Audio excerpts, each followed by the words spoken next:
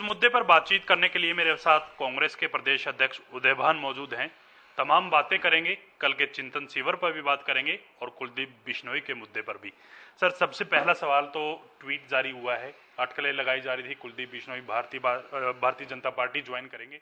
अब उन अटकलों पर विराम लग गया है, कैसे देखते हैं अगर वो भारतीय जनता पार्टी ज्वाइन करते हैं तो?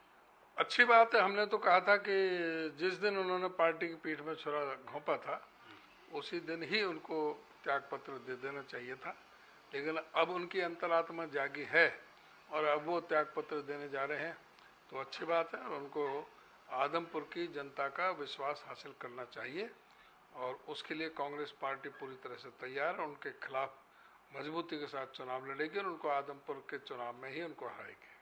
सर, कहीं ना कहीं जिस प्रकार से अटकलें लगाई जा रही थी, राहुल गांधी से मिलने का वो समय मांग रहे थे, उसके बाद ये कहा जा रहा था कि तमाम चीजें स्मूथ हो जाएंगी।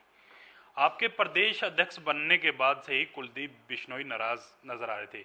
आपके प्रदेश अध्यक्ष बनने से नाराज हैं या उनको कोई पद नहीं मिला उस वजह से नाराज थे? ये तो उनको पता होगा कि मेरे प्रदेश अध्यक्ष बनने से उनको क्या तकलीफ हुई। मैंने तो कभी उनका विरोध नहीं किया था। मैंने तो जब उन्होंने पार्टी की पीठ में छुरा घोंपा, पार्टी की जो क्रॉस वोटिंग की, उसके बाद में उनके बारे में, उससे पहले मैं एक शब्द कभी इनके बारे में नहीं बोला और वो मेरे बारे में बोलते रहे। वो आपके बारे में ये भी कहते रहे कि वो हुड्डा साहब के यस मैन हैं, कठपुतली बनकर काम करेंगे। ये किसके यस मैन है? इनका अपना क्या है?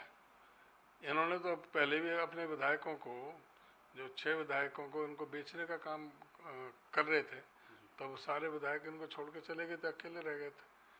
ये बीजेपी से ये डील करते रहे, बीएसपी से ये डील करते रहे, लोकदल वालों से, जेजेपी से इनकी डील होती है। ये तो सब तरफ इनको, ये तो व्यापारी आदमी है, ये नेता नहीं है, व्यापारी है। और ये अपने पिताश्री चौधरी भजन लाल जी के कारण ही आज थोड़े बहुत इनका जो है ना, जो पूछ है, ये उनको भी नाम को ये खत्म करने में लग रहा है।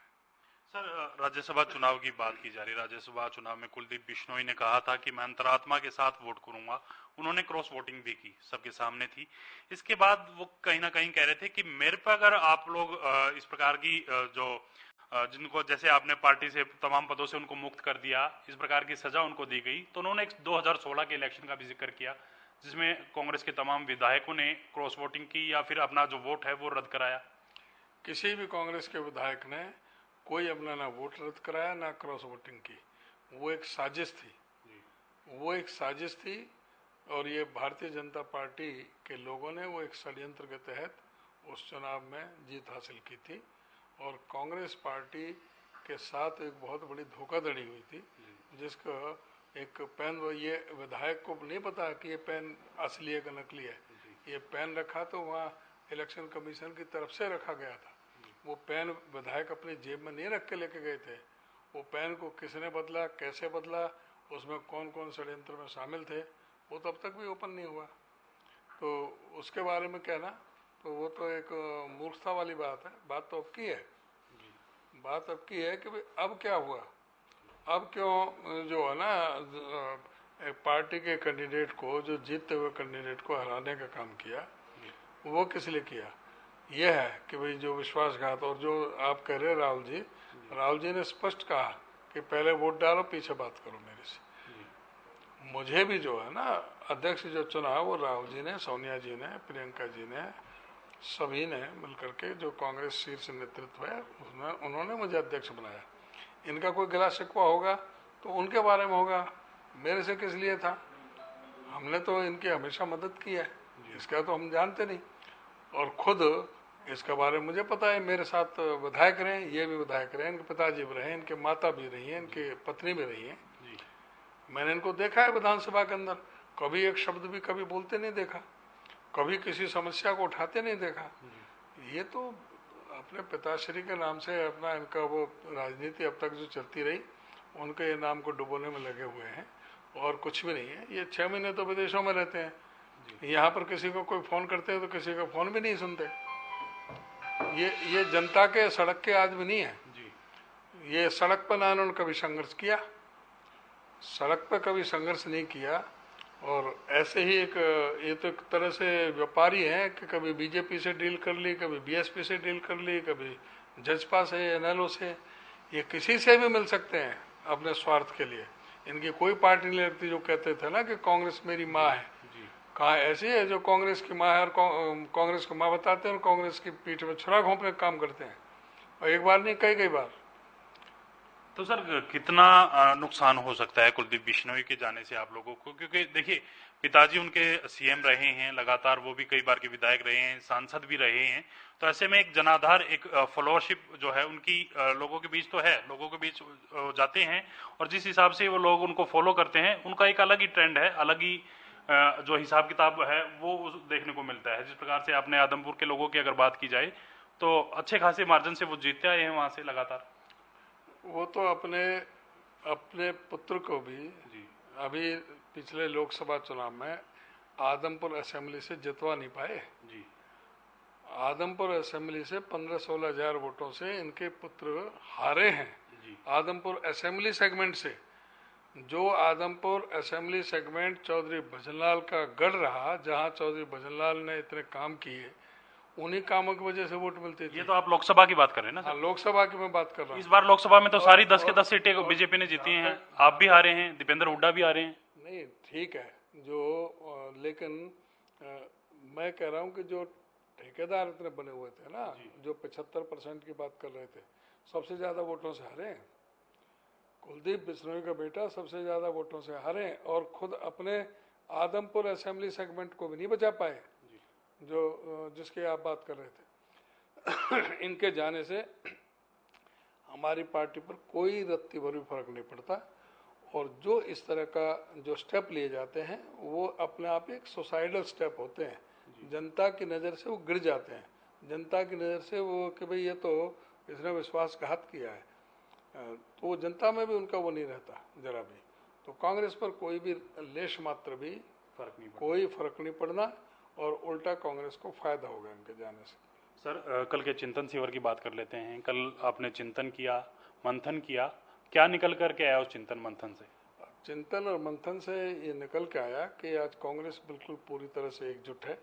जिस तरह से 28 जो सीनियर लीडर्स थे जी उन्होंने अपने बात रखे, प्रस्ताव रखे, 9 प्रस्ताव पास हुए। उसमें राजनीतिक प्रस्ताव, आर्थिक प्रस्ताव, सामाजिक न्याय से संबंधित प्रस्ताव, लॉ एंड ऑर्डर से संबंधित प्रस्ताव, कृषि और खेती और मजदूर से संबंधित, हमारे महंगाई से, भ्रष्टाचार से, लॉ एंड ऑर्डर से, ये सभी प्रस्ताव उसमें पास हुए।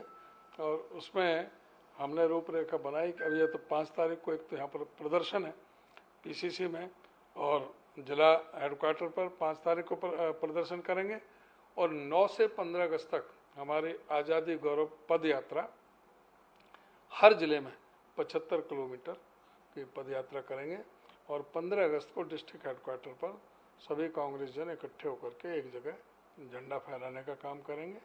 तो उसके बाद में जो 21 तारीख को हमारा यमुना नगर में जो विपक्ष आपके समक्ष था, उसको हमने 28 के लिए एक हफ्ते उसको आगे बढ़ाया है। और हम इसमें अगस्त के महीने में हमारा संगठन पूरी तरह से खड़ा हो जाएगा, बूथ से लेकर के पीसीसी तक। उसके बाद सभी जिलों में जो नए जिला अध्यक्ष बनेंगे, सभी जिलों में हमारा सितंबर और अक्टूबर 2 महीने में हम सारे जो जिले कवर करेंगे, सारे जो कार्यकर्ता सम्मेलन आयोजित किए जाएंगे। और 1 नवंबर को हरियाणा दिवस के दिन चंडीगढ़ में पूरे प्रदेश के सभी जो कार्यकर्ता सम्मेलन यहाँ पर आयोजन हो। सर इसके साथ आप कह रहे हैं कि कांग्रेस एक है, कोई मनमुटाव नहीं है, कोई मनभेद नहीं है। मैं जानना चाहूँगा, प्रभारी विवेक बंसल की भूमिका पर सवाल उठाए गए, वो इस जो है चिंतन शिविर में नहीं आते। उसके साथ साथ 2 वर्किंग प्रेसिडेंट हैं वो नहीं आते, कुमारी शैलजा हैं वो नहीं आती, रणदीप सिंह सुरजेवाला हैं वो नहीं आते। उनकी वजह क्या है कि इस प्रोग्राम से उन्होंने दूरी बनाई? आप मुझे ऐसा कोई कार्यक्रम बताओ किसी पार्टी के जहाँ 100% हाजिरी रही हो। ये कोई बात नहीं है कि ये वही लोग हैं ना सर जो आप मतलब 2 गुटों में माने जाते थे, भूपेंद्र सिंह हुड्डा गुट का एक अलग। कि एक तो सभी 100% नहीं होते, दूसरा आप रणदीप सुरजेवाला कह रहे हो, रणदीप सुरजेवाला तो अमेरिका में बैठे हो, कैसे आते? जो शैलजा जी हैं बहन जी, उनका मेरे पास 10 बजे फ़ोन आया, 9:30 बजे के लगभग ही। 9 बजे मेरे पास फ़ोन आया कि भाई साहब मेरे को पर्सनल ऐसे कोई काम ज़रूरी है, तो मैं सॉरी मैं नहीं आ पाऊँगी, आप मेरी तरफ से बता देना। तो बहन जी का, शैलजा जी का आया। अब आप ये बताओ कि जो ये 29 विधायक हैं, इसमें क्या सभी का समावेश नहीं है? वर्किंग प्रेसिडेंट तो आने चाहिए ना सर? हैं? वर्किंग प्रेसिडेंट, वर्किंग प्रेसिडेंट का जो है, अब रामकिशन जी वर्किंग प्रेसिडेंट है, उनको बुखार था, उनकी घरवाली जो धर्मपत्नी है वो एमएलए है, वो आई थी, उनकी धर्मपत्नी आई थी और उन्होंने कहा कि उनको फीवर है और वो नहीं आ पा रहे, तो इसमें किसी को क्या आपत्ति हो सकती है? और जितेंद्र भारद्वाज यहाँ पर थे ही, अगर एक आधा कोई नहीं आता, एआईसीसी के जो सेक्रेटरी हैं तीन, वो कोई गुजरात में, कोई सह प्रभारी लगा हुआ है, कोई पंजाब में लग रहा है, कोई जो ना दूसरे प्रदेशों में लगे हुए हैं, एक यहाँ पर थे मौजूद, वो आ गए थे, आशीष दुआ। तो हमने सबको बुलाया था, केसी वेणुगोपाल जो हमारे संगठन के जनरल सेक्रेटरी हैं, उनको सारा इन्फॉर्मेशन हमने सब दे रखा है। तो ये सब पूरा पार्टी में किसी तरह का ना मतभेद है ना मनभेद है, सब एकजुट है। और पूरे चिंतन शिविर में किसी की भी लाइन कोई गलत रही हो तो आप बता सकते हो कि भाई किसी ने, सब ने जो है बिल्कुल एक सुर में सब जो आपने सबका बता दिया। किरण चौधरी, श्रुति चौधरी, उन पर भी आरोप लगे थे वोट रद्द कराने का। अजय माकन ने खुलेआम सबके सामने उनका नाम लेते ही कहा था उनका वोट जो है वो कैंसिल हुआ, रद्द हुआ। तो उनका ना आना क्या वजह मानी जा सकती है? देखिए, किरण चौधरी का, विवेक बंसल का, वो सारा जो अजय माकन जी ने, जो सब ने बात रखी, सब ने अपने अपने तरीके से बात रखी हुई है और वो सब आला कमान के, जो हमारा हाई कमान है, उसके संज्ञान में है, वो इस पर विचार कर रहा है, उन्होंने फैसला लेना है।